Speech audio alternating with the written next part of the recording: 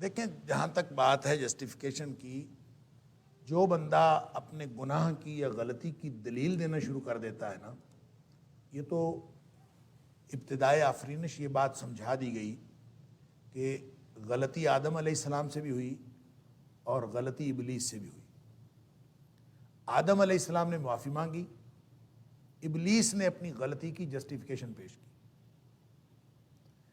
تو اپنی غلطی کی دلیل دینا، اپنے گناہ کی دلیل دینا، یہ اصل میں راندہ درگاہ کر دینے کا باعث بنتا ہے۔ اللہ تعالیٰ معاف فرمائے۔ اور اپنی غلطی کا اعتراف کر لینا کہ مجھ سے غلطی ہو گئی ہے یا مجھ سے خطا ہو سکتی ہے، تو یہ انشاءاللہ اللہ سے معافی کا سبب بنتا ہے۔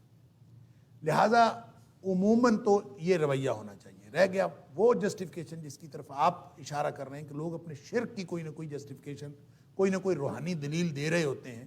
تو دیکھیں، دنیا میں دلیل جو ہے وہ صرف ایک ہی ہے، یا اللہ کا قرآن ہے یا نبی کریم صلی اللہ علیہ وسلم کی حدیث، صحیح حدیث اور اللہ کے قرآن کے علاوہ کوئی چیز دلیل نہیں۔ ہر چیز ریجیکٹ کی جا سکتی ہے، میری بات ریجیکٹ کی جا سکتی ہے، کسی امتی کی بات ریجیکٹ کی جا سکتی ہے، نبی کریم صلی اللہ علیہ وآلہ وسلم کی صحیح حدیث اور اللہ کا قرآن، ایک تو اس میں آپس میں تضاد نہیں ہے، وہ ایک ہی چیز ہے، مفہوم مطابقت کے اعتبار سے وہ ایک ہے۔ اللہ کا قرآن فکر ہے نبی اکرم صلی اللہ علیہ وسلم کی سیرت، اس پر عمل، لہذا قرآن اور صاحب قرآن، بس یہ دلیل ہے۔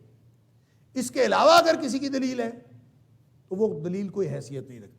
وہ میرا کشف بھی ہو سکتا ہے، میرا مکاشفہ ہو سکتا ہے، میری ریاست، میرا مجاہدہ، میرا وجدان، مجھے کچھ پتہ چلے، میں کہوں جی مجھے یہ سمجھ آئی ہے۔ تو یہی تو سامری کے اس قصے میں بتایا جا رہا ہے کہ سامری نے اپنے وجدان سے، اپنے ادراک سے، اپنی قوت مدرکہ کو اس نے دلیل بنا کے پیش کیا کہ یہ دلیل ہے، اور آخر پہ اس نے اس کی پوری وضاحت کی۔ فَكَذَلِكَ سَوَّلَتْ لِي نَفْسِي، میرے نفس نے اس طرح مجھے یہ بات مزین کر کے دکھائی، میں نے اس کو اچھا سمجھا۔ تو جو شخص اس کو کسی کو چیز کو اچھا سمجھ رہا ہو، وہ اس کے اچھا سمجھنے سے اچھی نہیں ہوتی۔ اچھی وہ چیز ہے جس کو اللہ کا رسول اچھا کہے یا اللہ کا قرآن اچھا کہے۔ لہٰذا خیر شر، دنیا میں ہمیشہ سے یہ ازل سے بحث چل رہی ہے، خیر کیا ہے شر کیا۔ بڑے بڑے فلسفے موجود ہیں خیر اور شر کے تعین کے لیے۔ شریعت نے ہمیں یہی تو کیٹاگوریکل وے آؤٹ دیا ہے کہ خیر صرف وہ ہے جو اللہ اور اس کے رسول صلی اللہ علیہ وسلم نے بتا دیا کہ یہ خیر، شر صرف وہ ہے جس کو اللہ اور اس کے رسول صلی اللہ علیہ وسلم نے شر بتا دیا۔ باقی خیر اور شر کا ماخذ کوئی نہیں ہوتا۔ سارا معاشرہ مل کے ایک بات کہہ دے کہ یہ خیر ہے تو وہ خیر نہیں ہوتی۔ یعنی آج اگر پورے پاکستان کے سارے مسلمان، حتیٰ کہ پارلیمنٹ بھی، سب اگر اکٹھے ہو کے یہ کہہ دے کہ کوا حلال ہے تو کوا حلال نہیں ہو سکتا۔ سب کی اجتماعی دانش بھی، حتیٰ کہ پارلیمنٹ سے پاس کیا ہوا قانون بھی، وہ اس کو نہیں کر سکتا۔ کیوں؟ اس لیے کہ نبی کریم صلی اللہ علیہ وسلم نے اگر اس کو حرام کیا تو وہ حرام ہی رہے گا۔ لہٰذا دلیل صرف یہ ہے، جسٹیفیکیشن صرف یہ ہے، اس کے علاوہ کوئی دلیل نہیں ہے۔ باقی سارے دلائل وہ کوئی حیثیت نہیں رکھتے۔ اس لیے میں دلیل دے رہا ہوں یا آپ دلیل دے رہے ہو، اللہ کے قرآن اور نبی کریم صلی اللہ علیہ وسلم کے صحیح فرمان کے مقابلے میں کسی کی کوئی دلیل نہیں۔ رہ گئی بات کہ اس طرح کی جو لیم ایکسکیوزز ہیں، جو جسٹیفیکیشن ہے، اس کا ہم کیا کریں، ہم کیا توڑ کریں؟ ہمارے پاس کوئی چیز اس کا توڑ نہیں ہے سوائے اللہ کے قرآن کے اور نبی کریم صلی اللہ علیہ وسلم کے فرمان کے۔ مثال کے طور پر بہت سارے تصور، یہ تو خیر شرک کا تصور تو اس کی تو کوئی جسٹیفیکیشن ممکن ہی نہیں ہے، مشرک کی تو ویسے مت ماری ہوئی ہوتی ہے۔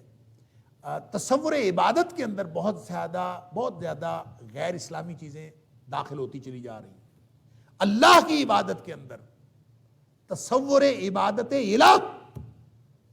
الہی کے اندر بہت ساری چیزیں ایسی شامل ہو گئی ہیں جو نہ قرآن میں ہے نہ اللہ کے رسول صلی اللہ علیہ وسلم فرمان۔ مثال کے طور پر جدید صوفی، آج کل کے لوگ، وہ تصوف اور روحانیت کے نام پر ایک بات کرتے ہیں اور بڑی تسلسل سے، اور لوگوں نے کتابوں میں لکھ دی، اور اس پہ کتابیں لکھ دی گئی کیا کہ اللہ کی بندگی اس لیے نہیں کرنی چاہیے کہ میں نے جنت لینی ہے، اللہ کی بندگی اس لیے نہیں کرنی چاہیے کہ میں نے جہنم سے بچنا ہے۔ یہ تو مفاد کی عبادت ہو گئی نا، کہ آپ نے جنت لینے کے لیے عبادت کرنی ہے یا آپ نے جہنم سے بچنے کے لیے عبادت کرنی ہے، یہ تو مفاد کی عبادت ہو گئی۔ اللہ اکبر۔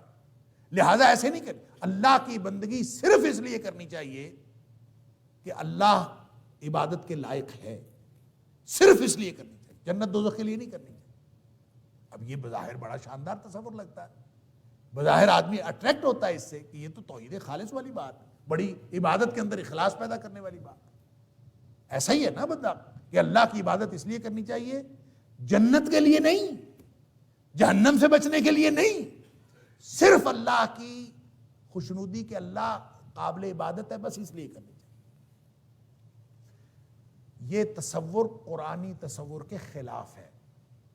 جس نے قرآن نہیں پڑھا اس کو بڑا اچھا لگے گا، ہاں ٹھیک ہے، مطلب میں بھی اگر اس کو قرآن کی وزڈم کو الگ رکھ کے اس بات کو سنوں تو مجھے بھی بڑی اچھی لگتی ہے، بڑی اٹریکٹیو ہے کہ ہاں اللہ کی بندگی صرف اس لیے کرنی چاہیے کہ اللہ قابل بندگی ہے، اللہ کی ذات عبادت کے قابل ہے، اس لیے کرنی چاہیے، اور کوئی وجہ نہیں ہونی چاہیے۔ اللہ۔ پھر رابعہ بصری کے بارے میں اور مختلف قسم کے اقوال، اس نے یہ کہا تھا، اس نے یہ کہا تھا، جنت کا مجھے کوئی ضرورت نہیں ہے، جہنم سے بچنے کی کوئی ضرورت نہیں ہے، مجھے بس اللہ چاہیے۔ کمال ہے، اللہ پورے قرآن میں جنت کا شوق دلا رہا ہے، اللہ پورے قرآن میں جہنم کا خوف دلا رہا ہے، اور جگہ جگہ جنت جہنم جنت جہنم، پورا قرآن تقابل کرتا ہے، آپ کو بتاتا ہے کہ اس جنت، قرآن کہتا ہے سارعو سابقو، دوڑو جنت کی طرف، بھاگو جنت کی طرف، سبقت کرو، ایک دوسرے سے آگے بڑھو۔ قرآن ہمیں شوق دلاتا ہے، اور پھر قرآن کہتا ہے کہ بندگی پتہ کرنی کیسے کرنی ہے، وَادْعُوهُ خَوْفًا وَطَمَعًا، اللہ کی بندگی کرنی ہے، اس کو پکارنا ہے اس کے عذابوں سے ڈرتے ہوئے اور اس کے انعامات کی امید رکھتے ہوئے، اس کا لالچ رکھتے ہوئے، اس کا طمع رکھتے ہوئے۔ تتجافى جنوبهم عن المضاجع يدعون ربهم خوفا وطمعا۔ قرآن اپنے بندوں، اللہ اپنے بندوں کی بات کرتا ہے، میرے بندے جو راتوں کو اٹھتے ہیں اور ان کی پشتیں بستر پر نہیں لگتی، وہ راتوں کو تہجد گزار لوگ ہیں، کیوں؟ یدعون ربهم خوفا وطمعا، وہ اپنے رب کو پکارتے ہیں خوف سے اور امید سے۔ خوف کس بات کا؟ اللہ کے عذابوں کا۔ امید کس بات کی؟ جنت کی۔ قرآن تصور دیتا ہے کہ خوف اور امید کے ساتھ اللہ کی بندگی کرنی چاہیے، ہم تصور دیں کہ نہ جنت کا شوق، نہ جنت کی امید، نہ جنت کا لالچ، نہ جہنم کا خوف، ہم اس کے بغیر بندگی کریں گے تو یہ غیر قرآنی تصور ہے۔ یہ تصور کسی کا اپنا ہو سکتا ہے، اللہ کے قرآن کا نہیں ہے۔ لہٰذا جتنا مرضی اچھا تصور ہو، جتنی مرضی اچھی جسٹیفیکیشن ہو، کوئی جسٹیفیکیشن نہیں ہے جب وہ قرآن کے مطابق نہیں ہے۔ ساری دنیا کہہ رہی ہو کہ صحیح یہ ہے، لیکن اللہ کا قرآن اس کو غلط کہے تو وہ قرآن وہ غلط ہوگا۔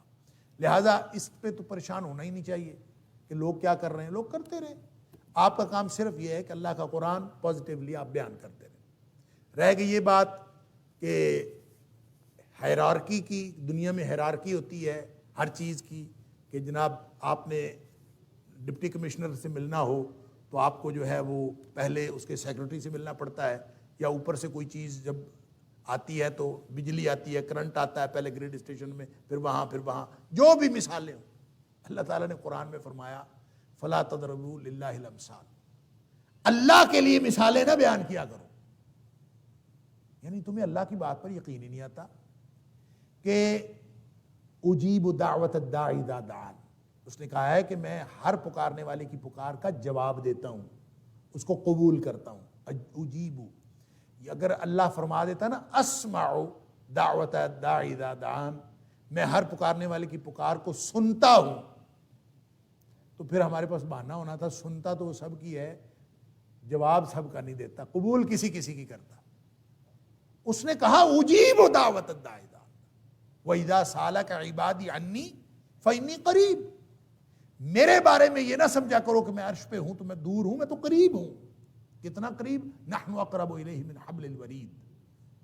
اب یہ جو حبل الورید کا تصور کیا ہے، کہ میں اس کی شاہ رگ سے زیادہ قریب ہوں. یہ شاہ رگ قریب ہوتی ہے انسان کی؟ اس تو اندر ہے، انسان کے جسم کا حصہ ہے. تو یہ صرف سمجھایا ہے کہ شاہ رگ جو تیرے جسم کا حصہ ہے وہاں پہنچنے کے لیے تجھے کوشش کرنی پڑتی ہے. تو جس طرح شاہ رگ تک پہنچنے کے لیے کوشش نہیں کرنی پڑتی، اسی طرح اللہ تک پہنچنے کے لیے بھی تو پہنچنے کی نیت کر. اللہ تیرے ساتھ موجود ہے. اور وہ جو ابھی آپ نے حدیث سنی ہے نا، مع عبدی اذا ذکرنی وتحرکت بی شفتا، کہ میرا بندہ جب میرا ذکر مجھے یاد کرتا ہے میں اس کے پاس ہوتا ہوں، اس کے ساتھ ہوتا ہوں.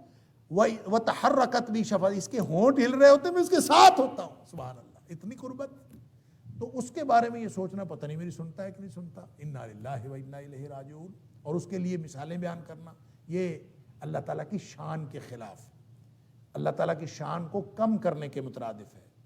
اور جہاں شرک اللہ تعالیٰ کی صفات انسانوں میں سمجھنا، وہ صفات جو اللہ کے لائق شان ہے وہ آپ مخلوق میں سمجھیں تو شرک ہوتا ہے. اسی طرح اللہ کی صفات جو اللہ کے لائق شان ہے اس میں کمی کریں تو بھی شرک ہوتا. اس میں یہ بھی گناہ ہے کہ آپ اللہ کی صفات میں کمی کریں. لہذا وہ ساری صفات سے کمال سے متصف ہے. یہ کسی شرک کی جسٹیفیکیشن ہو، کسی غلط عمل کی جسٹیفیکیشن ہو، کسی بھی طرز عمل کی جسٹیفیکیشن ہو، اس کا جواب نہ میں ہوں، نہ آپ ہیں، نہ ہماری دلیلیں ہیں.